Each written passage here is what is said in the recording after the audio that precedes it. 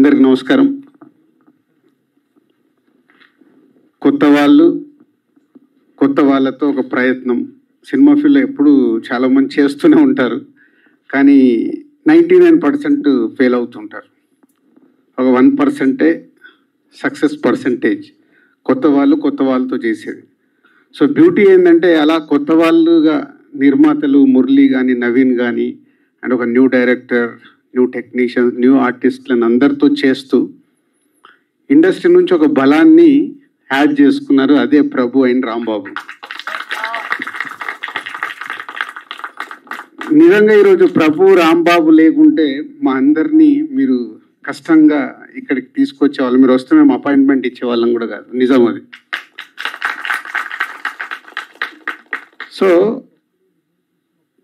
ఎప్పుడు నేను కూడా బిగినింగ్ డేస్లో తీసేటప్పుడు ఒక సినిమా తీస్తే ఈ సినిమాకి ఆడియన్స్ ఎలా వస్తారు, యాడింగ్ ఏంటి అని ఆలోచించుకుంటే సినిమాలు తీసేవాడిని. ఇప్పుడు అలా తీయట్లేదు అనుకోండి. అప్పుడు సో అలా యాడింగ్ ఇలాంటి సినిమాకి ముందు సినిమా అద్భుతం, సినిమా చాలా బాగుంది, డైరెక్టర్కి అడ్వాన్స్ ఇచ్చేస్తాడు దిల్ రాజు, రామ్ సత్యనారాయణ గారు చెప్తూనే ఉన్నారు. అవన్నీ జరగాలంటే ముందు ఇలాంటి సినిమా ప్రేక్షకుడి దగ్గరికి వెళ్ళి ప్రేక్షకుడికి నచ్చాలి, ప్రేక్షకుడు థియేటర్కి వచ్చి సినిమా చూడాలి.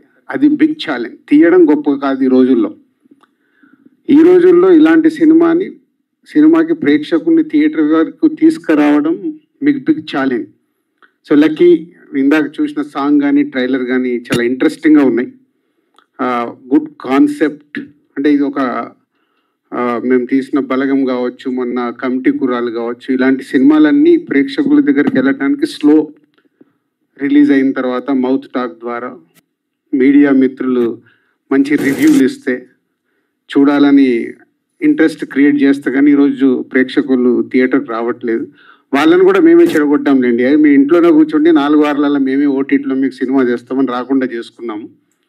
కాబట్టి ఇలాంటి సినిమాలకి రాంబాబు ప్రభు నాకు చాలా ఇంట్రెస్టింగ్ ఉంది. మా సినిమాలకు మీరు రివ్యూలు రాస్తారు. ఇప్పుడు మీ సినిమా 23 రోజులు నేను చూసి నేను రివ్యూ రాయాలి.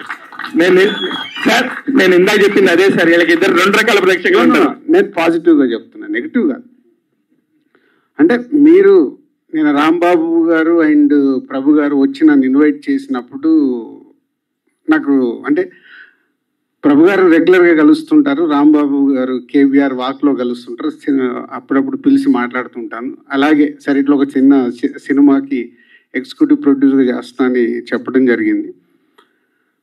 అంటే మీరు ఇన్ని రోజులు ఒక సినిమాని చూసి ఇక్కడే ప్రేక్షకుల్లా కూర్చి బయటకు వచ్చి ఆ సినిమాని అనాలిసిస్ చేసి రివ్యూలు రాస్తారు. నేను ఎప్పుడు చాలా మీటింగ్లలో రివ్యూస్ రాసే వాళ్ళని అడుగుతుంటాను, స్క్రిప్ట్ ఇస్తాను మీరు చెప్పగలుగుతారా అని. నిజంగా ఇప్పుడు ఆ ఎక్సైట్మెంట్ ఉంది నాకు. మీరు తీశారు కాబట్టి, మీరు దీంట్లో పార్ట్ అయ్యారు కాబట్టి, ఇప్పటి వరకు చూస్తుంటే కాంటెంట్ చాలా పాజిటివ్గా ఉంది. ఇంతమంది కొత్త వాళ్ళ వెనకాల మీరుండి కంప్లీట్ చేశారు కాబట్టి చూడాలి.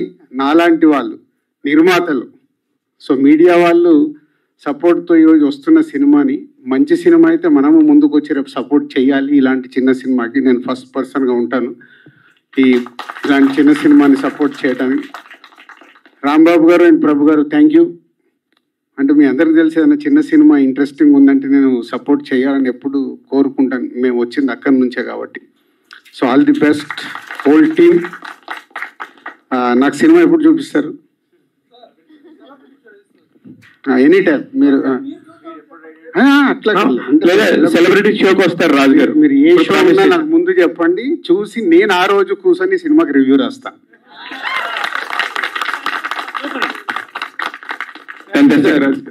రివ్యూవర్స్ సినిమాకి రివ్యూ రాస్తామని చెప్పేసి దిల్ రాజు గారు చెప్పడం రియల్లీ ఫీలింగ్. నిజంగా కూడా ఒక రెడీమేడ్ సినిమాని మేము తీసుకున్నాం.